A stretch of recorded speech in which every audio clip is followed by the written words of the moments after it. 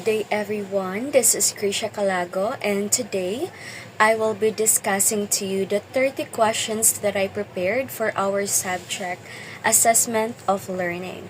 So with the questions I included some situational and also simple questions just for us to review the subject. Before we start, what we are going to do is that I will first read the question and then after a minute, I will show in the screen or in the monitor the correct answer. And since I already provided to you the soft copy ahead of time, I am expecting that you already tried to answer it on your own. For question number 1, if a student in grades 1 to 3 does not meet the expectations in not more than 2 learning areas, he, letter A, is promoted to the next grade level, letter B, is referred to take remedial classes, letter C, is retained in the same grade level, and letter D, fails the year level. So the correct answer is letter B, is referred to take remedial classes. So remedial classes provides extra supports to students who are struggling on a particular subject or on a learning area. So the main goal for this is for the students to learn the core skills on a particular subject that they are struggling with. So this includes like reteaching the lesson or programs like summer classes. These are done for the students to catch up with the lesson that they missed. And for the number 2, Teacher Joy uses this graph to show individual data points connected by lines to create a path. What type of graph does she use? Letter A, bar graph. Letter B, line graph. Letter C, pie graph. And letter D, histogram. So the correct is letter B, line graph. So this one is a curriculum-based measurement. So line graph, it provides a clear illustration or a representation of the data. So, unlike the others, yung line graph, mas madali siyang maintindihan and mas makikita yung development when it comes to students' performance. So, much better if ito yung gagamitin na illustration. Number 3, a class is composed of academically poor students. The distribution would most likely be letter A, skewed to the right. Letter B, leptocortic. Letter C, a bell curve. And letter D, skewed to the left. So the correct answer is letter A, skewed to the right.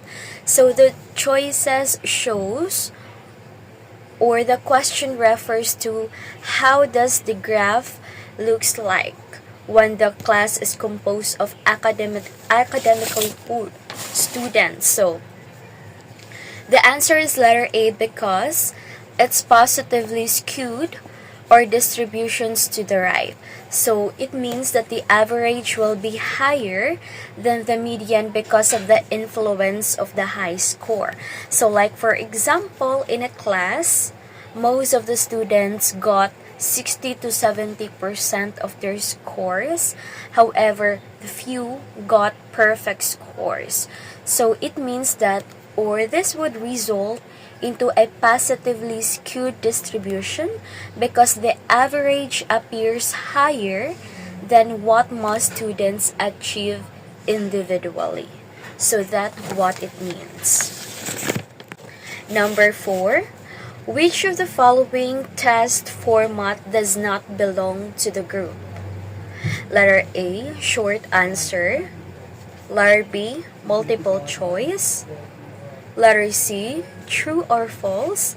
And letter D, matching type. Okay, so for number 4, the correct answer is letter A, short answer. So, short answer is a subjective type of format test since it needs the own response of the students. However, the rest of the options from letter B, letter C, and letter D, these are objective type of format tests where it has a single or correct answer. So the answer would be short answer.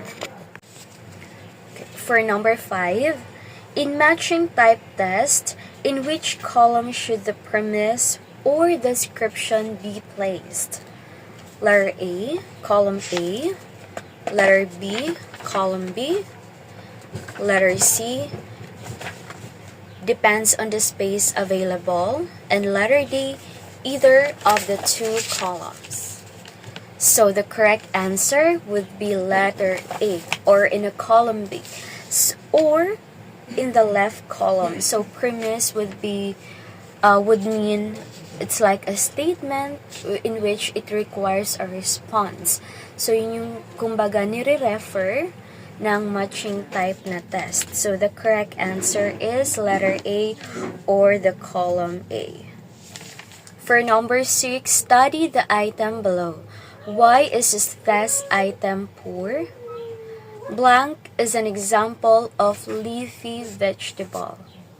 The test item does not pose a problem to the examinee. That is number 1. Number 2, there are a variety of possible correct answers to this item. Number 3, the language used in the question is not precise. And number 4, the blank is near the beginning of the sentence. So the correct answer is letter B, number 2 and number 4. So from this question, so it stated clearly that the number 2, there are a variety of possible correct answers to this item. So hindi siya ganun ka-clear, no? So marami kasing magiging possible answer for this. So we cannot really obtain the correct answer. So this is the weaknesses, or ito yung mali that made us confused with the question. And also number 4, the blank is near the beginning of the sentence. Okay, so hindi natin agad ma-identify kung ano ba talaga yung tinutukoy, kung ano ba talaga yung tamang answer for this question, or hindi natin masabi na ano ba talaga yung tinutukoy na answer dito. So number 7, in writing performance objectives, which is not acceptable? Letter A, manipulate. Letter B, integrate. Letter C, delineate. And letter D, comprehend. So the correct letter, or the correct answer for number 7 is letter D, comprehend. So sinasabi dito, or it says that performance objectives must be observable and measurable. So we are expecting to construct or to have the objectives as measurable or observable. However, the word comprehend is not. Okay, and the rest of the choices shows clearly that the learning objectives can be seen or can be measured. Number 8, teachers are encouraged to make use of authentic assessment. Which goes with authentic assessments? Letter A, decontextualized drills. Letter B, unrealistic performances. And letter C, answering multiple choices test items. And letter D, real-world application of lessons learned. The correct answer for number 8 is letter D. So from the word authentic, it means real. So for authentic assessment, we are expecting to, of course, we are going to apply the theories or the concepts that we have learned into real-world situations. Number 9. What does letter C stand for the ABCDs of the educational objectives? Letter A, candidates. Letter B, capability. Letter C, condition. And letter D, cooperation. For number 9, the correct answer is letter C, condition. So as we recall or as we remember, the ABCD's educational objectives are: A stands for the audience, B for behavior, C is the condition, and letter D is degree or mastery needed. So letter C, condition. Ano nga pa yung condition? So it means sa paanong context or in what way does learning occurs. So like for example for that is after watching the video, the students will be able to make a reflection, or after the group discussion, the students are able to come up with a solution regarding on the problem that they are working with. So it means that learning condition, given the resources available or the activity, learning occurs. For number 10, the question is, which part of the lesson development is concerned with mood setting? Letter A, application. Letter B, generalization. Letter C, motivation. And letter D, deepening. Okay, so the correct answer is letter C, motivation. So as future educator or as someone who is practice teaching right now, so I believe that we are really familiar with this. So the very first thing that needs to be done before we formally start with the discussion is to have a motivation. In this way, we are engaging the students, or we are setting their expectation what would be the lesson will be tackled. So it is like we are motivating them so that they will be able to become interested with the lesson topic that we will be discussing. For number 11, other than finding out how well the course objectives were met, Teacher K also wants to know his students' performance when compared with other students in the class. What is Teacher K interested to do? Letter A, authentic evaluation. Letter B, formative evaluation. Letter C, criterion reference evaluation. And letter D, norm reference evaluation. So the correct answer is letter D, the norm reference assessment. So, or the norm reference evaluation. So, norm reference evaluation, this is a standardized test that compares the performance from one student to the other student. So, that is the correct answer. For number 12 question, Teacher Junie asked her pupils to display their penmanship work in the beginning, middle, and near the end of the school year. Which type of portfolio is displayed? Letter A, showcase portfolio.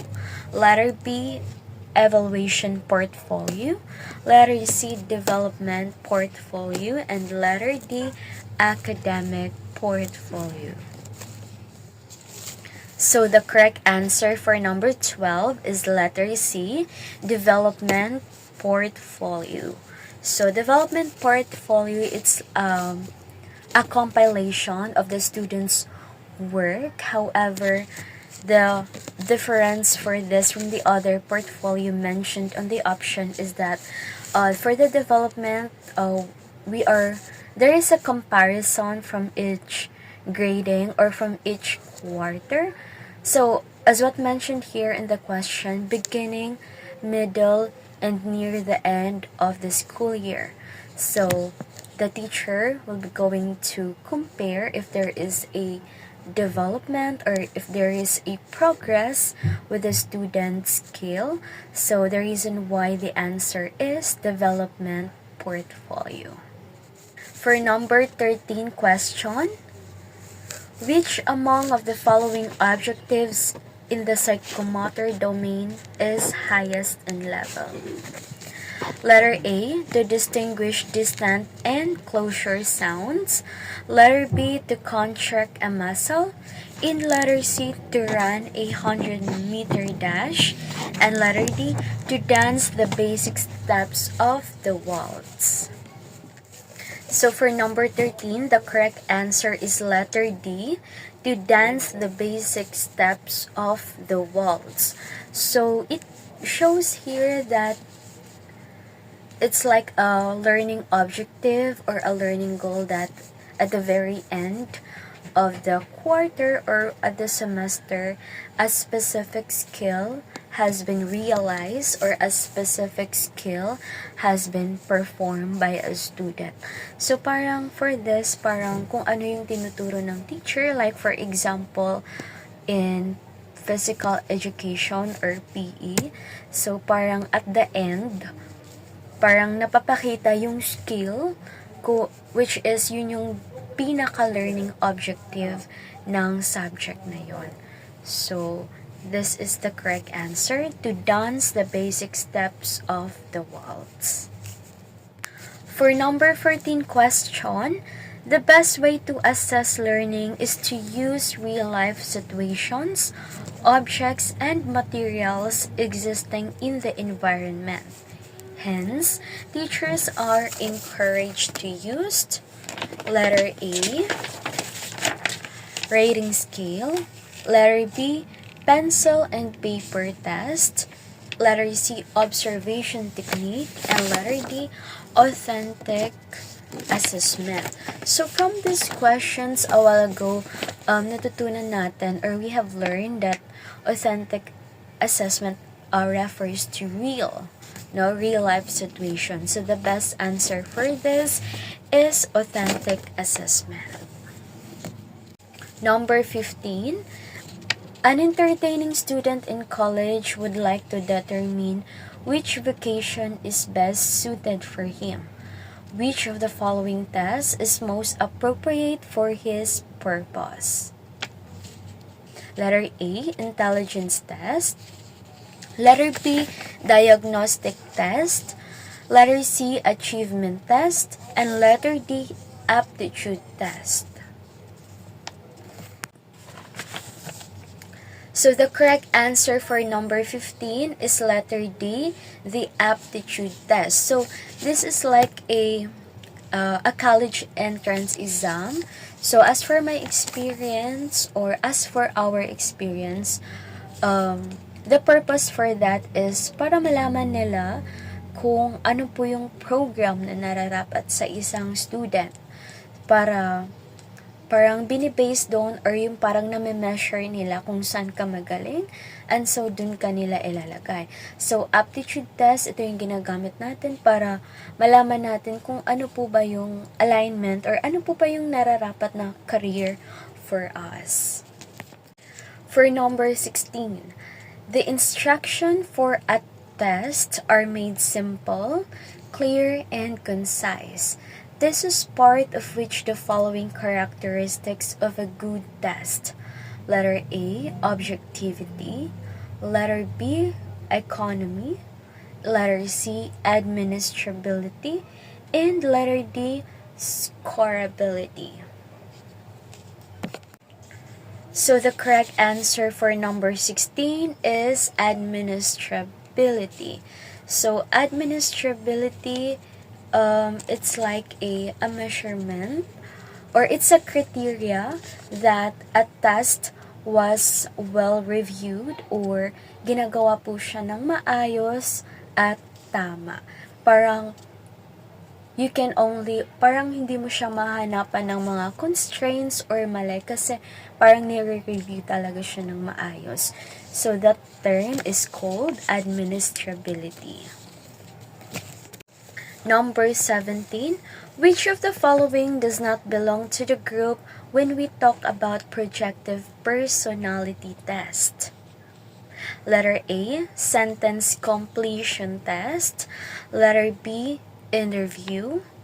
Letter C, words association test. And letter D, thematic appreciation test. So the correct answer for number 17 is letter B, interview.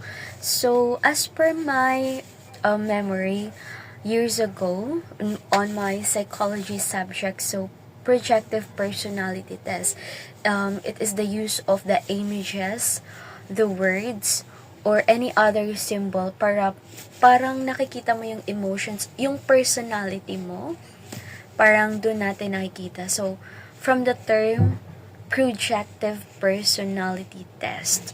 So, the sentence completion test, words association test, and the thematic apperception test. So, yung tao na nag-conduct ng projective personality test, parang tinitingnan kung ano ba yung mga choices ng words na pinili mo or yung mga images na pinili mo. Kasi somehow, kung ano yung choices mo, kung ano yung mga nakikita mo, na-interpret mo siya on what is your personality. Kasi parang nakikita mo kung ano ba yung desires mo, kung ano ba yung emotions na nararamdaman mo. Kaya siyang tinawag na projective personality test. However, interview is not included or it does not belong to the group. Number 18. Which of the following is the main purpose of administering a pre-test and post-test to the students? Letter A, measure the value of the materials used. Letter B, accustom the students in frequent testing. Letter C, measure gains in learning. And letter D, measure the effectiveness of construction. The correct answer for number 18 is letter C, measure gains in learning. So, it's really the purpose of pre-test and post-test. So, for pre-test, nalalaman natin kung ano pa yung mga prior knowledge na meron yung mga students before tayo mag-proceed. So, tinitingnan natin if students are well-prepared or need pa ba nila ma-relearn yung specific area, or else, and then the post-test naman, yun yung parang mini-measure natin yung learning ng student, or at the end po ba ng quarter, if students have learned something. So, yun po yung purpose. So, the correct answer is letter C, measure gains in learning. So, for number 19, which must go with self-assessment for it to be effective? Letter A, consensus of evaluation results from the teacher and student. Letter B, scoring rubric. Letter C, external monitor. Letter D, public display of results of self-evaluation. So the correct answer for number 19 is letter B, the scoring rubric. So for the self-assessment daw, for this one to be effective, scoring rubric will serve as a basis or as a guide or as a criteria for you to have a parang hindi bias na pag-assess sa self mo. So, the answer would be the scoring rubric. Number 20, which goes with the spirit of assessment for learning? Is it letter A, emphasis on grades and honors? Letter B, emphasis on self-assessment? Letter C, absence of formative tests? Letter D, stress on summative tests. So for number 20, the correct answer for this is emphasis on grades and honors. So sinasabi dito na Of course, for the assessment for learning, mini-measure natin yung achievement ng isang student, and of course, may kita natin to in a way on their grades and honors. For number 21, which of the following can measure awareness of values? Letter A, rating scales. Letter B, projective technique. Letter C, role playing. And letter D, moral dilemma. So the correct answer for number 21 is letter D, moral dilemma. So as what I have recalled with my previous subject, values education, major subject. So moral dilemma, yun yung laging parang inaano sa amin ng teacher, especially with my subject, values clarification. So parang this is one way para ma-measure yung awareness ng values, especially as a values major student. So, yung mga moral dilemma or yung mga situations na binibigay sa atin, so parang doon nakikita kung paano ba tayo gumawa ng isang judgment or kung paano natin nakikita yung isang bagay. Paano natin na-apply yung mga values or kung gaano ba tayo ka-aware sa mga values. So, it's very important kasi it's like also an authentic assessment. It refers to the real situation or yung mga totoong nangyayari sa buhay. Number 22, which statement about performance-based assessment is false? Letter A, they merely emphasize process. B, essays are example of performance-based assessment. And letter C, they also stress on doing, not only on knowing. And letter D, they accentuate on process as well as product. So the correct answer is letter A. They merely emphasize process. So from the word performance-based assessment. So of course, yung tinutukoy dito is yung parang paano nga ba na a-apply ng student to? Ano nga ba yung paano nila magagawa yung mga natutunan nila or ma-apply nila into real life situations or paano nila parang ma-demonstrate yung skills and knowledge na natutunan nila. So that is performance-based assessment. And from the choices given, so ang mali dito is that they merely emphasize on process, which is not. So it merely emphasizes on the outcome instead. Number 23, which assessment activity is most appropriate to measure the objective, to explain the meaning of the molecular bonding for the group with strong interpersonal intelligence? So please take note, for the group with strong interpersonal intelligence. Letter A, write down chemical formulas and show how they were derived. Letter B, build several molecular structures with multicolored pop beads. Letter C, draw diagrams that show different bonding patterns. And letter D, demonstrate molecular bonding using students as atoms.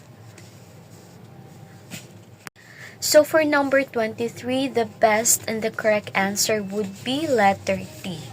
Demonstrate molecular bonding using students as atoms. So in this kind of activity, parang this is best because students who have strong interpersonal intelligence, they will be more likely engaged or they will be more active with this kind of activity. So, of course, they really wanted to relate with their peers. They are freely or they are very open to express their own ideas. So, kapag ginawa mo itong activity, so somehow, marami silang matutunan and they will be more interested with the topic.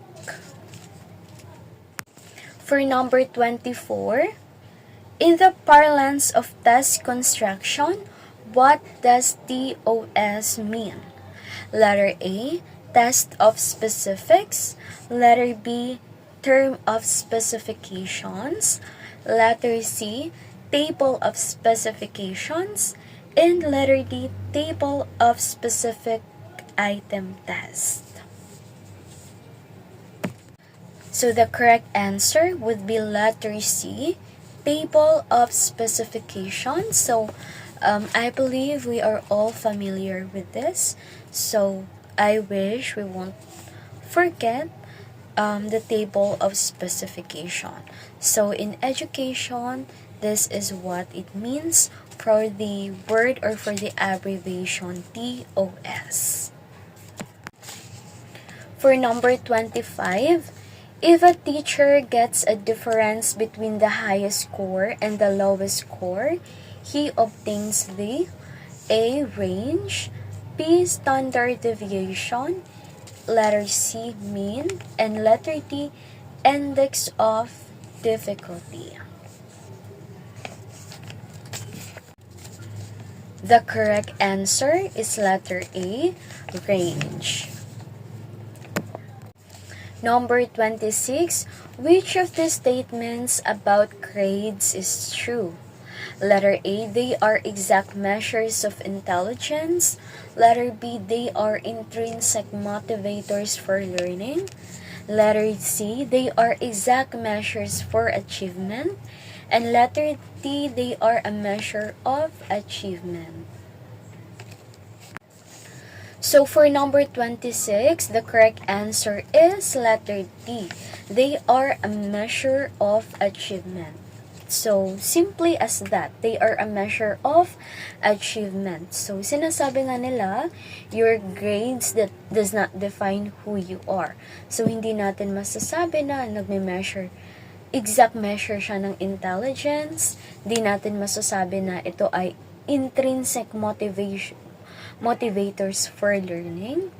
And letter C, they are exact measures for achievement. So, hindi natin masasabi it because students have their own needs, students have their own capabilities. So, they are a measure of achievement, simply as that. Number 27, which attribute belongs to more traditional assessment? Letter A, performing a task. Letter B, selecting a response. Letter C, direct evidence. And letter D, real-life situation activities. The correct answer for this is letter B, selecting a response. So, dati kasi, yung parang system ng education or yung strategy dati is like, it's more on parang teacher-centered classroom. So, students are just passive. So, usually, yung mga naging, or yung mga naging assessment nila or traditional assessment, it really refers to selecting a response. Kasi yung student, parang, lang siya, parang nagsiserve lang siya as empty cup na pinupunan ng teachers. So, letter B, selecting a response. So, it's more on teacher talaga ang nagbibigay. 28. The task is realistically implementable in relation to its cost, space, time, and equipment requirements. Letter A, demonstration type. Letter B, creation type. Letter C, feasibility. And letter D, product-based. So the correct answer for this is letter C, feasibility. So yeah, before I also had a feasibility study, and of course, it's like you're conducting a study that is feasible. Like for example, a business plan, you need to make sure that the cost, the space, the time, and the materials needed are realistic. So this is visibility. Number 29, Mrs. Familare tasks her students to show how to play basketball. What learning target is she assessing? Letter A, knowledge. Letter B, reasoning. Letter C, skills. And letter D, effective. So the correct answer for this is skills. So it is more on looking the psychomotor domain in the learning objective. So of course, demonstrating something, demonstrating how to do a specific learning target, so it always refers to skills.